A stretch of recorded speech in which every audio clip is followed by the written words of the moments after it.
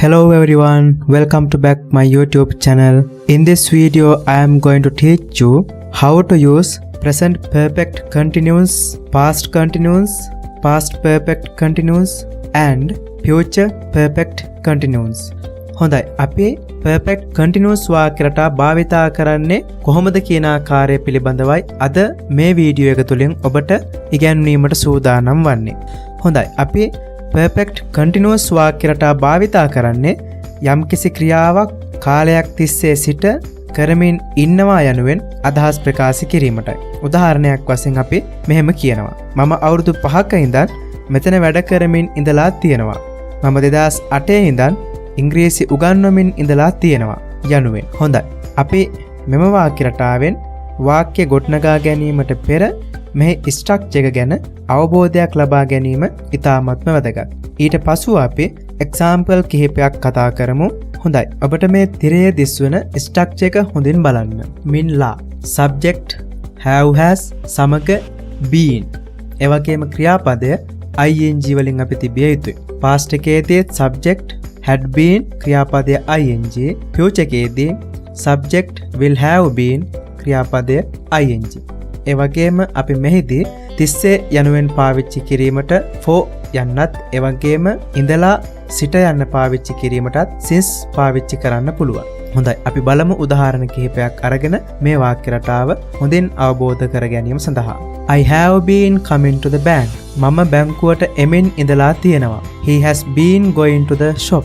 ඔහු කඩයට යමින් ඉඳලා තියෙනවා. Kasun has been playing cricket for 5 months. Kasun මාස 5ක සිට ක්‍රිකට් සෙල්ලම් කරමින් ඉඳලා තියෙනවා. කුමාර has been going to the bank since 3 years. කුමාර අවුරුදු 3ක් ඉඳන් බැංකුවට යමින් ඉඳලා තියෙනවා. past එකෙන් බලමු අතීත කාලයේදී he had been going to the shop. ඔහු කඩයට යමින් ඉඳලා තිබුණා. කුමාර had been going to the bank since 3 years. කුමාර අවුරුදු 3ක් තිස්සේ බැංකුවට යමින් ඉඳලා තිබුණා. Teacher had been coming to the class for 7 months. ගුරුතුමා මාස 7ක් තිස්සේ පන්තියට එමින් ඉඳලා තිබුණා. Principal had been teaching since 3 years. විදුහල්පතිවරයා අවුරුදු 3ක් තිස්සේ උගන්වමින් ඉඳලා තිබුණා. දැන් අපි බලමු future. අනාගත කාලයේදී වාක්‍යයක් නිර්මාණය කරන්නේ කොහොමද කියලා. He will have been going to the shop. ඔහු කඩයට යමින් ඉඳලා තියේවි. කුමාර will have been going to the bank since 3 years. කුමාර අවුරුදු 3ක් ඉඳන් බැංකුවට යමින් ඉඳීවි. Teacher will have been coming to the class for 7 months. ගුරුතුමා මාස 7ක් තිස්සේ පන්තියට එමින් ඉඳලා තියේවි. Principal will have been teaching since 3 years. විදුහල්පතිවරයා අවුරුදු 3ක් තිස්සේ උගන්වමින් ඉඳලා තියේවි.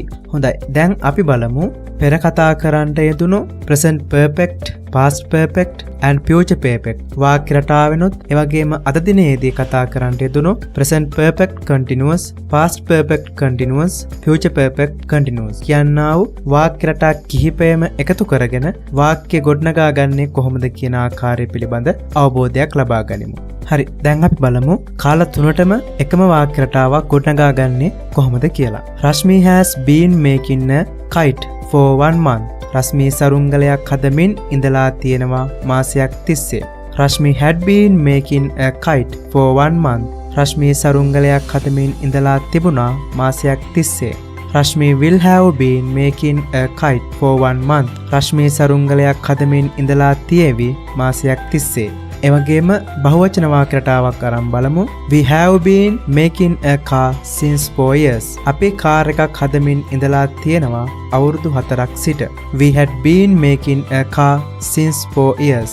අපි කාර් එකක් හදමින් ඉඳලා තිබුණා අවුරුදු 4ක සිට. We will have been making a car since 4 years. අපි කාර් එකක් හදමින් ඉඳලා තියේවි අවුරුදු 4ක සිට. මම හිතනවා ඔබට මෙතෙක් ඒ පැහැදිලි කරන්නට තිබුණු සියලුම වාක්‍ය රටාවන් හොඳින් අවබෝධ කරගන්නට ඇති කියලා. දැන් අපි බලමු මෙතෙක් ඉගෙන ගත්තා වූ tenses 12න්ම එකම වාක්‍යයක් ගොඩනගා ගන්නේ කොහොමද කියන ආකාරය පිළිබඳ. අපි පළවෙනියම බලමු වා. එහෙමත් නැත්නම් present tense, past tense, future tense. සරල වර්තමාන කාල, සරල අතීත කාල, සරල අනාගත කාල. එක්සැම්පල් මෙන්න he works. මෙහිදී අපි S එකක් මෙතන පාවිච්චි කරලා නැතත් ඔබ S එකක් කියන බව හොඳින් මතක තබා ගන්න. එතකොට මේ වාක්‍ය කියවීමේදී he works at the bank යනුවෙන් තමයි සඳහන් කළ යුතු වන්නේ. He works at the bank. ඔහු වැඩ කරනවා. He worked at the bank. ඔහු වැඩ කරා. He will work at the bank. ඔහු වැඩ කරાવી. දැන් අපි බලමු min වාක්‍ය රටාව. එහෙමත් නැත්නම් continuous. He is working at the bank. ඔහු වැඩ කරමින් ඉන්නවා. He was working at the bank. ඔහු වැඩ කරමින් සිටියා. He will be working at the bank. ඔහු වැඩ කරමින් සිටීවි.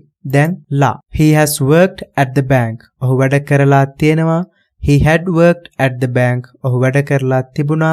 He will have worked at the bank. ඔහු වැඩ කරලා තියෙවි. දැන් බලමු අදගෙන ගත්ත min la. He has been working at the bank. ඔහු වැඩ කරමින් ඉඳලා තියෙනවා.